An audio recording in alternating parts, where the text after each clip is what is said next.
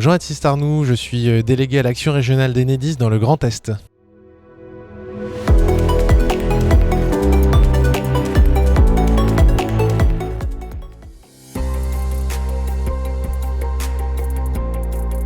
Alors la région Grand Est va faire face à deux grands défis énergétiques. Le premier, c'est l'arrivée des ENR encore plus massivement que ça ne peut l'être aujourd'hui. La région Grand Est est aujourd'hui la première région en termes de puissance installée, de production d'électricité en énergie nouvelle renouvelable.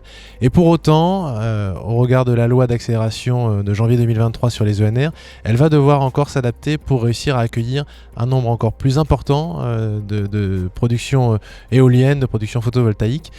Et puis, le deuxième grand enjeu auquel va faire face la région Grand Est, c'est l'arrivée de la mobilité électrique. Aujourd'hui, l'association Grand Est Mobilité Électrique travaille déjà à faire beaucoup de pédagogie autour de ce sujet, mais l'arrivée et la multiplication par 10 des véhicules électriques à horizon 2030 la place face à cet enjeu majeur qu'est d'abord l'arrivée des véhicules, mais aussi le déploiement des infrastructures de recharge. Alors Enedis dans le Grand Est a l'ambition de devenir le service public de la transition énergétique. 95% des infrastructures de production ENR et d'infrastructures de recharge des bornes de véhicules électriques sont raccordées au réseau de distribution, et donc on voit que le réseau de distribution redevient la colonne vertébrale finalement de cette transition énergétique. Pour répondre à ces enjeux, Enedis s'est organisé avec une agence régionale grand producteur dédiée effectivement aux porteurs de projets d'infrastructures notamment éoliennes et photovoltaïques pour leur permettre d'avoir un interlocuteur connu et de faciliter les démarches auprès d'Enedis pour le raccordement de leurs projets au réseau de distribution.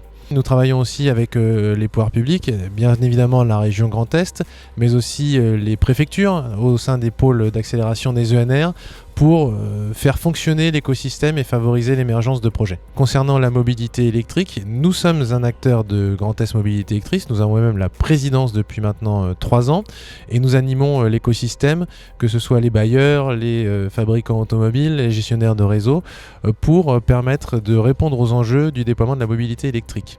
Plus proche d'Enedis sur la mobilité électrique, c'est adapter le réseau pour permettre l'arrivée des infrastructures de recharge dans 2 cas figure. Un, sur le domaine public où nous travaillons avec l'ensemble des pouvoirs publics dans les départements pour définir le schéma directeur d'implantation de ces infrastructures de recharge.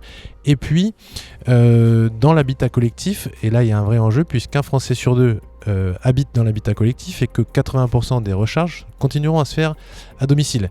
Et donc là, la loi permet maintenant depuis quelques semaines aux copropriétaires de solliciter Enedis pour mettre en place ce qu'on a appelé le réseau auto-élec, c'est-à-dire des infrastructures de réseau dans les parkings aériens ou souterrains auprès desquels les particuliers, qu'ils soient propriétaires ou locataires, pourront venir raccorder leurs bornes de recharge.